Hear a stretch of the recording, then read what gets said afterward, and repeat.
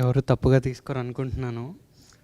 నవదీప్ గారు ముందే వెళ్ళిపోకుండా ఆయన ఆపుంటే బాగుండేది అనిపించింది వీడియో చూసినప్పుడు. అంటే ఆయనకి వినిపించిందో లేదో తెలియదు కానీ స్టేజ్ మీద ఉండి కొద్దిగా అవుతుంది డిఫరెంట్గా అన్నప్పుడు ఆపేసి ఉంటే బాగుండేది అనిపించింది పర్సనల్.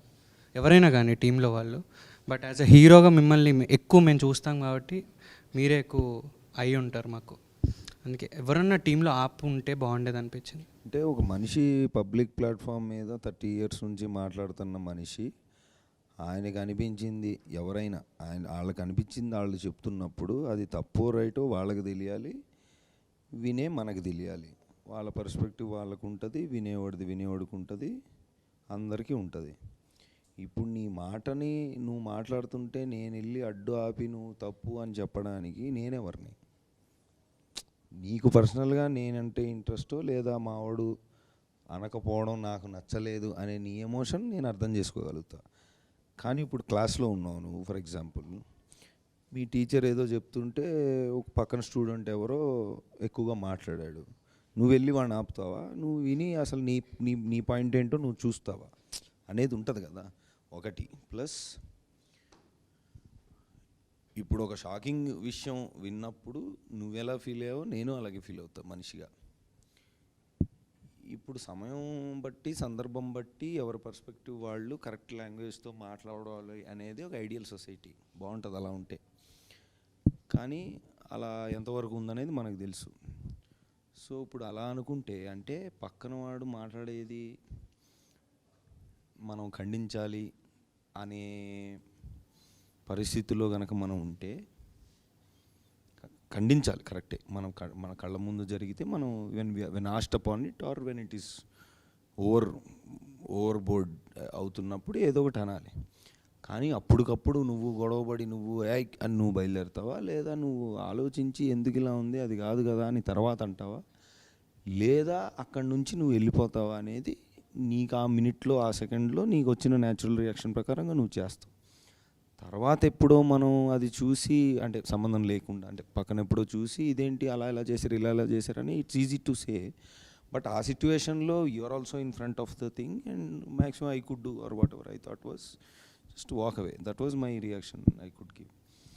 ఇప్పుడు అందరం కమెంట్స్ అవి చూస్తుంటాం మామూలుగా, ఎనీ టాపిక్. ఇప్పుడు మామూలుగా మనం ఇప్పుడు బిగ్ బాస్ అప్పుడు మేము చూసాం, ఇప్పుడు ఆ అమ్మాయిని ఎవరినో ఊరు నుంచి వచ్చి నాకు చెప్తావు ఏంటని అన్నందుకు ఏం కమెంట్లు పెట్టారో మనం చూసాం.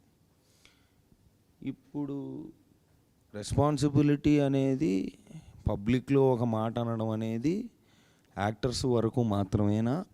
And not about Shivaji or not about this, general trend ఎలా ఉంది చూస్తాం. ఓ కీబోర్డు పట్టుకొని వాడు ఎక్కడి నుంచో వాడి ఇష్టం వచ్చిన మాట వాడి ఇష్టం వచ్చినట్టు వాడు మాట్లాడుతున్నాడు. ఇవన్నీ మేము పడుతున్నాం.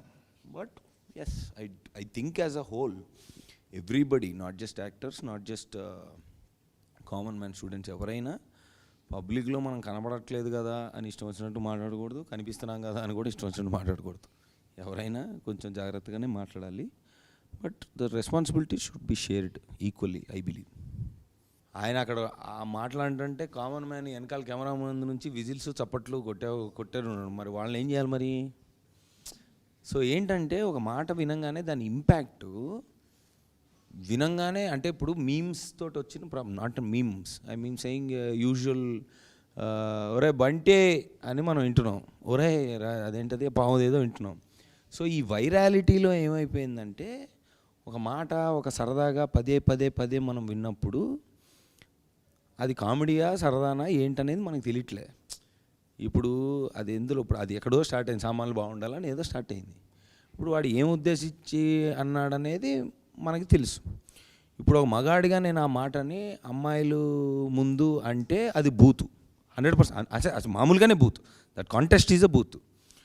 ఇప్పుడు బయట మాట్లాడుకుందాం మనం, అమ్మాయిలు ఉన్నప్పుడు 4 ఇడ్లీలు 2 దోశలు తీసుకొస్తే ఏమున్నాయంటే ఐటమ్స్ ఉంటే సామాన్లు బాగున్నాయా అని వాళ్ళు అనుకొని కూడా జోకులుగా మాట్లాడుకుంటున్నారు బయట, right? If you take it out of it's a ఇంత అంటే ప్రతిదానికి ఒక పర్స్పెక్టివ్ ఒక సందర్భం ఏదో ఉంటుంది. నాకు తెలిసి ఈ టేబుల్ మీద ఉన్న వాళ్ళందరూ ఆ మాట వాడే ఉంటారుగా కామెడీగా, అంటే అమ్మాయిల్ని ఉద్దేశించి కాదు, ఏదో కాంటెక్స్ట్లో.